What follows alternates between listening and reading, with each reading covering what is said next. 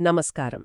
సింధు లోయ నాగరికత అనగానే మనందరికీ వెంటనే గుర్తొచ్చే పేరు మొహెంజోదారో. అవును, ప్రపంచంలోనే అత్యంత ప్రణాళికాబద్ధంగా నిర్మించిన ప్రాచీన నగరాల్లో ఒకటి. కానీ ఈరోజు మనం ఆ నగరం గొప్పతనం గురించి కాదు, దాని పేరు వినుకున్న ఒక పెద్ద చిక్కుముడి గురించి లోతుగా చర్చిస్తున్నాం. అవును, ఆ పేరులోనే ఒక వింత ఉంది కదా. ఒకవైపేమో అద్భుతమైన నాగరికత అంటాం, కరెక్ట్. మరోవైపు దాని పేరుకు అర్థం మృతుల దిబ్బ అంటాం. ఈ రెండింటికి అస్సలు పొంతన కుదరదు. సరిగ్గా అదే నా పాయింట్. ఇంత అద్భుతంగా ప్రణాళికాబద్ధంగా నిర్మించిన ఒక నగరాన్ని అక్కడ నివసించిన ప్రజలు మృతుల దిబ్బ అని ఎందుకు పిలుచుకుంటారు? ఇదెప్పుడు నాకు కాస్త వింతగానే అనిపించేది. ఈరోజు మన చర్చకు ఆధారం కూడా ఇదే. శివ చెరుకుపల్లి అందించిన కొన్ని పత్రాల ఆధారంగా మనం ఈ అంశాన్ని పరిశీలిస్తున్నాం. ఈ పత్రాలేమంటున్నాయంటే, మొహెంజోదారో అసలు పేరు, దాని అర్థం మనం అనుకుంటున్న దానికి పూర్తిగా భిన్నంగా ఉండొచ్చని. అవును, ఈరోజు మన లక్ష్యం కేవలం ఆ పేరును మార్చడమే కాదు, ఈ పత్రాల్లోని వాదనను అర్థం చేసుకోవడం, దాని వెనుకున్న కథను తెలుసుకోవడం, ఇంకా ఈ కొత్త కోణం ఆ ప్రాచీన నగరంపై మన దృక్పథాన్ని ఎంతగా మారుస్తుందో చూడటం. ఒక పేరు మార్పు ఒక నాగరికత కథనే ఎలా మార్చగలదో మనం చూడబోతున్నామన్నమాట. ఖచ్చితంగా. సరే, అయితే ఇక మొదలు పెడదాం. ముందుగా అందరికీ తెలిసిన విషయంతో ప్రారంభిద్దాం. మొహెంజోదారో అంటే సింధీ భాషలో మృతుల దిబ్బ. అవును, మౌంట్ ఆఫ్ ది డెడ్. 1920లలో తవ్వకాలు మొదలైనప్పటి నుండి ఇదే పేరు వాడుకలో ఉంది. కానీ ఈ పత్రాలు ఇదొక పెద్ద అపార్థం కావచ్చని వాదిస్తున్నాయి. అసలు ఈ వాదనకు పునాది ఏమిటి? ఈ వాదన ఒక చాలా సింపుల్ కానీ శక్తివంతమైన ప్రశ్నతో మొదలవుతుంది. ఏ నాగరికత అయినా, ఏ రాజైనా తామెంతో గర్వంగా కష్టపడి నిర్మించుకున్న నగరానికి మృతుల దిబ్బలాంటి పేరు పెట్టుకుంటారా? పెట్టుకోరు. అపశకునంలా ఉంటుంది. అవును, ఆలోచిస్తేలుకిది చాలా అసంబద్ధంగా అనిపిస్తుంది. సాధారణంగా రాజులు తమ విజయాలను, తమ దేవుళ్లనో లేదా ఆ ప్రాంతపు జీవనాధారమైన నదులను కీర్తిస్తూ పేర్లు పెడతారు. నిజమే. అందుకే ఈ పేరు ఆ నాగరికత అంతరించిపోయిన చాలా కాలం తర్వాత ఆ శిథిలాలను చూసిన ఇతరులు పెట్టిన పేరు అయ్యే అవకాశం చాలా ఎక్కువని ఈ పత్రాలు అంటున్నాయి. అది నిజమే. ఎవరూ తమ ఇంటికి పాడుబడిన ఇల్లు అని పేరు పెట్టుకోరు కదా. పెట్టుకోరు. అలాంటప్పుడు ఒక నగరానికి అంత నిరుత్సాహకరమైన పేరెందుకు పెడతారు?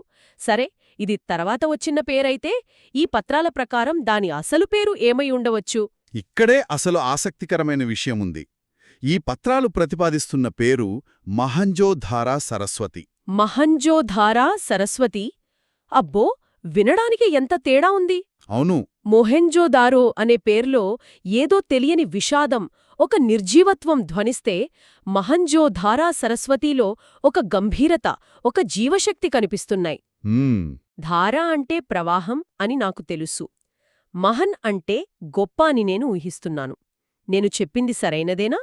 ఆ పత్రాలు ఈ పేరును ఎలా వివరిస్తున్నాయి? మీరు చెప్పింది దాదాపు సరైనదే. ఈ పత్రాలు ఆ పేరులోని ప్రతి పదాన్ని విడమర్చి చూపిస్తున్నాయి. మహన్ అంటే గొప్పది. ఓకే. జో అనేది సింధీ భాషలో యొక్క అంటే ఆఫ్ అనే అర్థాన్ని ఇస్తుంది. ధార అంటే ప్రవాహం. అంటే మొత్తం మీద సరస్వతి యొక్క గొప్ప ప్రవాహం. కరెక్ట్. చూడండి, ఈ పేరు ఆ నగరాన్ని మరణంతో కాకుండా జీవంతో, ఒక శక్తివంతమైన నదీ ప్రవాహంతో ముడిపెడుతుంది. వావ్! ఇది మొత్తం కథనే మార్చేస్తుంది. మృతుల దిబ్బ నుండి ఒక గొప్ప నదీ ప్రవాహం వరకు. ఇది కేవలం పేరు మార్పు కాదు, ఆ నగరం యొక్క ఆత్మను మార్చేసినట్టుంది. అవును. ఈ పేరు ఆ నగరాన్ని ఋగ్వేదంలాంటి ప్రాచీన గ్రంథాలలో ఎంతో పవిత్రంగా వర్ణించబడిన సరస్వతీ నదితో నేరుగా కలుపుతుంది. ఖచ్చితంగా. ఒకప్పుడు ఆ ప్రాంతంలో సరస్వతీ నది ప్రవహించిందనడానికి బలమైన భౌగోళిక, చారిత్రక ఆధారాలు ఉన్నాయి. ఆ నది ఒడ్డునే సింధు సరస్వతీ నాగరికత విలసిల్లింది. అవునవును. కాబట్టి ఆ నాగరికతలోని అతిపెద్ద నగరాలలో ఒకటైన దీనికి ఆ జీవనది పేరు పెట్టడంలో ఆశ్చర్యం లేదు. ఆ పేరు ఆ నగరం యొక్క ఉనికికి, దాని సంపదకు, ఆ చైతన్యానికి కారణమైన నదికి కృతజ్ఞతగా పెట్టుకున్నట్టుంటుంది. అంటే అధునాతన మురుగునీటి వ్యవస్థలు, ప్రణాళికాబద్ధమైన వీధులు, ఆ వర్ధిల్లిన వాణిజ్య కేంద్రాలతో కళకళలాడిన ఆ నగరం తన గుర్తింపును ఒక నదితో ముడిపెట్టుకుంది. అవును. ఇది వింటుంటే నా కళ్ల ముందు ఒక చైతన్యవంతమైన నగరం యొక్క చిత్రం కనిపిస్తుంది. శిథిలాల దిబ్బ కాదు. మరి ఇంత అర్థవంతమైన పేరు కాలక్రమేణా మృతుల దిబ్బగా ఎలా మారిపోయింది? ఈ పత్రాలు దీని గురించి ఏం చెబుతున్నాయి? ఇది ఒక్క రోజులో జరిగిన మార్పు కాదు. దీని వెనుక కొన్ని శతాబ్దాల కథ ఉంది. పత్రాల ప్రకారం దీనికి మొదటి అతి పెద్ద కారణం సరస్వతీ నది ఎండిపోవడం. ఓ ఎప్పుడైతే ఆ నగరానికి జీవనాధారమైన నది అంతరించిపోయిందో దాని పేరులోని సరస్వతి అనే పదం కూడా తన ప్రాముఖ్యతను కోల్పోయింది. నది లేనప్పుడు సరస్వతి యొక్క గొప్ప ప్రవాహం అనే పేరుకు అర్థముండదు కదా. అవును, అది అర్థం చేసుకోగలిగిందే. నది ఎండిపోయాక ఆ పేరు నెమ్మదిగా వాడుకలోంచి పోయుంటుంది. హ్మ్, అప్పుడు మహంజోధార సరస్వతి కాస్తా బహుశా మహంజోధారగా లేదా మహంజోదారోగా మారి ఉండవచ్చంటారా? సరిగ్గా అదే జరిగి ఉండవచ్చని ఈ పత్రాల్లోని వాదన. మొదట సరస్వతి అనే పదం మాయమైంది. ఆ తర్వాత భాషాపరమైన మార్పులు జరిగాయి. భాషాపరమైన మార్పులా? అవును, ఎన్నో ప్రాకృత భాషల్లో మహా అనే శబ్దం కాలక్రమేణా మోహ లేదా మొహెన్గా మారుతుంది. ఇది సర్వసాధారణమైన ధ్వని పరిణామం, ఫొనెటిక్ డ్రిఫ్ట్ అంటాం. ఓ అలా మహంజో కాస్త మొహెంజోగా మారి ఉండటం భాషాపరంగా చాలా సాధ్యమే. ఓకే, మహంజోదారో కాస్త మొహెంజోదారోగా ఎలా మారిందో అర్థమైంది. కాని గొప్ప ప్రవాహమనే అర్థం పోయి మృతుల దిబ్బ అనే భయంకరమైన అర్థమెలా వచ్చింది? ఇది కేవలం భాషాపరమైన మార్పులా అనిపించడం లేదు. ఇక్కడే తర్వాతి కాలపు చరిత్రకారుల పాత్ర, స్థానిక జానపద కథల ప్రభావం ఉండి ఉండవచ్చని ఈ పత్రాలు సూచిస్తున్నాయి. అంటే వందల వేల సంవత్సరాల తర్వాత ఆ ప్రాంతానికొచ్చిన వాళ్ళ కనిపించింది ఒకప్పటి వైభవం కాదు, కేవలం శిథిలాల దిబ్బలు. నిజమే.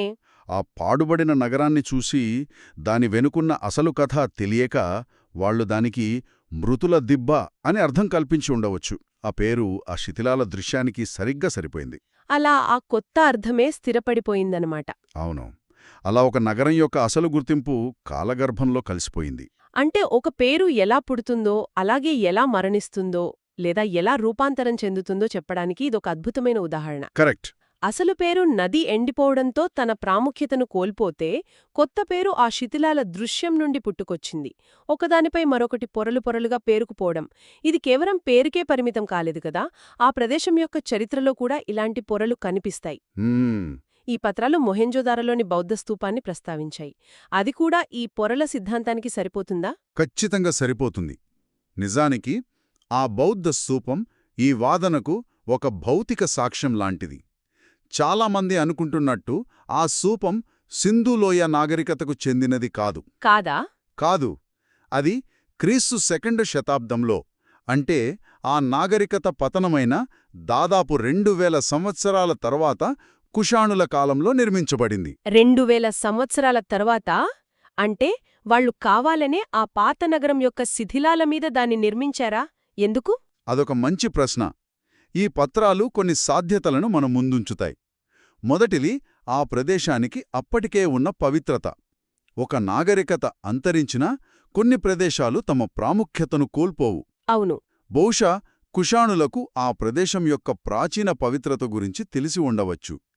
అందుకే తమ మతపరమైన కట్టడాన్ని అక్కడే నిర్మించి ఆ పాత పవిత్రతను తమదిగా చేసుకోవాలని ప్రయత్నించి ఉండవచ్చు. లేదా అధికారాన్ని చాటుకోవడానికా? అది ఒక కారణం కావచ్చు.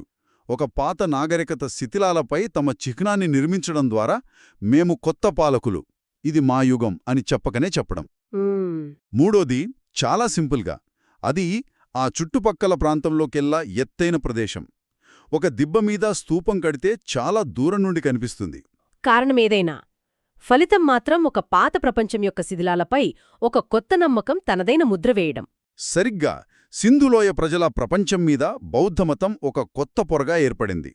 ఈ పత్రాలు యాంకోర్ వాట్తో కూడా ఒక ఆసక్తికరమైన పోలికను చూపిస్తున్నాయి. నేను దాని గురించి విన్నాను. మొదట హిందూ దేవాలయంగా ఉండి తరువాత బౌద్ధక్షేత్రంగా మారింది కదా, ఇది కూడా ఇలాంటిదేనా? అవును, ఇది ప్రపంచవ్యాప్తంగా కనిపించే ఒక నమూనా. యాంకోర్ వాట్ను మొదట విష్ణువు కోసం నిర్మించారు. దాని గోడల మీద రామాయణ, మహాభారత గాథలు చెక్కబడి ఉన్నాయి. ఆ రాళ్లు కేవలం నిర్మాణ వస్తువులు కావు, అవి భక్తికి, నమ్మకానికి ప్రతీకలు. కాని కొన్ని శతాబ్దాల తర్వాత ఆ ప్రాంతాన్ని పాలించిన రాజులు బౌద్ధాన్ని స్వీకరించారు. అంటే వాళ్ళ పాత దేవాలయాన్ని పడగొట్టారా? లేదు, అదే ఇక్కడున్న అసలు విషయం. వాళ్ళు దాన్ని నాశనం చేయలేదు, దానికి బదులుగా దాన్ని తమ నమ్మకాలకు అనుగుణంగా మార్చుకున్నారు. మార్చుకున్నారా? అవును, హిందూ దేవతా విగ్రహాల పక్కనే బుద్ధుని విగ్రహాలు చేరాయి. పాత ప్రార్థనల స్థానంలో కొత్త ప్రార్థనలు మొదలయ్యాయి. ఆ ప్రదేశం యొక్క పవిత్రతను గౌరవిస్తూనే దాని రూపాన్ని మార్చారు. ఆ ఈ పత్రాల్లోని ఒక వాక్యం నాకు చాలా బాగా నచ్చింది. ప్రార్థనలు మారాయి, ప్రతీకలు మారాయి, కాని ఆ నేల తన పూర్వ పవిత్రతను గుర్తుంచుకుంది. అద్భుతం! అంటే నాగరికతలు ఒకదానిపై ఒకటి పొరలుగా ఏర్పడతాయి, విశ్వాసాలు పుడతాయి, కలుస్తాయి, కనుమరుగవుతాయి, కాని వాటి జ్ఞాపకాలు ఆ ప్రదేశంలో నిలిచి ఉంటాయి. కరెక్ట్. మొహెంజోదారో విషయంలో సింధూలోయ ప్రజల జ్ఞాపకాలపై బౌద్ధం ఒక పొరగా చేరింది. ఆ తర్వాత వచ్చిన వాళ్లకు ఆ 2 పొరల కింద ఉన్న అసలు కథ తెలియక దానికి మృతుల దిబ్బ అని 3వ పొరను కప్పారు. దీన్ని పెద్ద చిత్రంతో కలిపి చూస్తే మనకు చరిత్ర ఎలా పనిచేస్తోందో అర్థమవుతుంది. అది ఒక సరళరేఖ కాదు, ఒకదానిపై ఒకటి పేరుకుపోయిన పొరల సమాహారం. ఆ పొరలను ఒక్కొక్కటిగా తొలగించినప్పుడే మనకు అసలు సత్యం కనిపిస్తుంది. అవును. ఇప్పుడు మనం మళ్లీ పేరు విషయానికొస్తే, సరస్వతి యొక్క గొప్ప ప్రవాహం అనే జీవకళ ఉట్టిపడే పేరు నుండి మృతుల దిబ్బ అనే నిర్జీవమైన పేరు వరకు ఈ ప్రయాణం మన ఆలోచనా విధానాన్ని పూర్తిగా మార్చేస్తుంది. మనం ఆ నగరాన్ని ఒక శ్మశానంలా కాకుండా ఒక జీవనదిలా చూడ్డం మొదలుపెడతాం. ఇది అక్కడ నివసించిన ప్రజల గురించి మనకున్న అభిప్రాయాన్ని కూడా మారుస్తుంది. అవును. అందుకే ఈ అసలు అర్థాన్ని తిరిగి వెలికితీయడం చాలా ముఖ్యమని ఈ పత్రాలు వాదిస్తున్నాయి. ఇది కేవలం ఒక పండిత చర్చ కాదు. ఇది సింధూలోయ నాగరికతను దాని ముగింపుతో, దాని పతనంతో కాకుండా దాని జీవశక్తితో, దాని సృజనాత్మకతతో, దాని ఉత్సాహంతో అర్థం చేసుకోవడానికి మనకు సహాయపడుతుంది. ఒక నాగరికతను దాని మరణంతో గుర్తుంచుకోవడం వేరు, దాని జీవితంతో గుర్తుంచుకోవడం వేరు. ఈ పత్రాలలోని మరో వాక్యం, చరిత్ర మరిచిపోయిన దాన్ని రాళ్లు గుర్తుంచుకుంటాయి. What history forgets, stones remember. ఈ చర్చ తర్వాత ఈ వాక్యం నాకు మరింత శక్తివంతంగా అనిపిస్తోంది. ఆ మొహెంజోదారో రాళ్లపై, ఆ శిథిలాలపై పొరలు పొరలుగా ఉన్న కథలను మనం వెలికితీయాలి. సరిగ్గా. ఆ రాళ్ళు తమ అసలు కథను చెప్పడానికి వేచి ఉన్నాయి. వాటి భాషను మనం అర్థం చేసుకోవడానికి ప్రయత్నించాలి. పురావస్తు శాస్త్రమంటే కేవలం పాత వస్తువులను తవ్వితీయడం కాదు, ఆ వస్తువులు చెబుతున్న నిశ్శబ్ద కథలను వినడం. మొత్తం మీద చూస్తే మనం మృతుల దిబ్బ అనే పేరుతో మొదలుపెట్టి గొప్ప ప్రవాహాన్ని కీర్తించిన ఒక శక్తివంతమైన నగరం దగ్గర ముగించాం. అవును. మొహెంజోదారో పేరుపై ఈ విశ్లేషణ కాలక్రమేణా ఎంతటి గొప్ప అర్థం కోల్పోతుందో లేదా వక్రీకరించబడుతుందో కళ్లకు కట్టినట్టు చూపిస్తోంది. ఇది మనం చరిత్రను ఎలా అర్థం చేసుకుంటాం, ఎలా రాస్తామనే దానిపై ఒక ముఖ్యమైన ప్రశ్నను లేవనెత్తుతుంది. మనం ప్రాచీన ప్రదేశాలకు ఉపయోగించే పేర్లు వాటిపై మన అవగాహనను ఎంతగా ప్రభావితం చేస్తాయో చూడండి. నిజమే. మృతుల దిబ్బ అనగానే మనసులో ఒక రకమైన విషాదం, భయం కలుగుతాయి. అదే సరస్వతి యొక్క గొప్ప ప్రవాహం అనగానే ఒక రకమైన వైభవం, జీవశక్తి స్ఫురిస్తాయి. ఈ 2 దృక్కోణాల మధ్య చాలా వ్యత్యాసం ఉంది. ఒక పేరు మన భావోద్వేగాలను, మన ఆలోచనలను అంతగా ప్రభావితం చేస్తోంది. ఒక ప్రదేశం యొక్క కథను చెప్పడంలో సరైన పేరు ఎంత కీలకమో ఇది తెలియచేస్తోంది. అవును. ఈ పత్రాలు ఆ నగరం పేరును అంతరించిపోయిన సరస్వతీ నదితో ముడిపెట్టాయి. ఇది మనల్ని ఆలోచింపజేస్తుంది. అంటే ఒకప్పుడు జీవంతో ఉండి ఇప్పుడు ఉనికిలో లేని ఒక నది జ్ఞాపకం ఒక నగరం పేరులో దాగి ఉంది. ముగింపుగా ఇది నన్ను ఒక ఆలోచనకు గురిచేస్తోంది. మనం ఇప్పుడు వాడుతున్న ఆధునిక పేర్లను దాటి చూస్తే ఇంకా ఎన్ని ప్రాచీన కథలు మన కళ్లముందే దాగి ఉన్నాయో.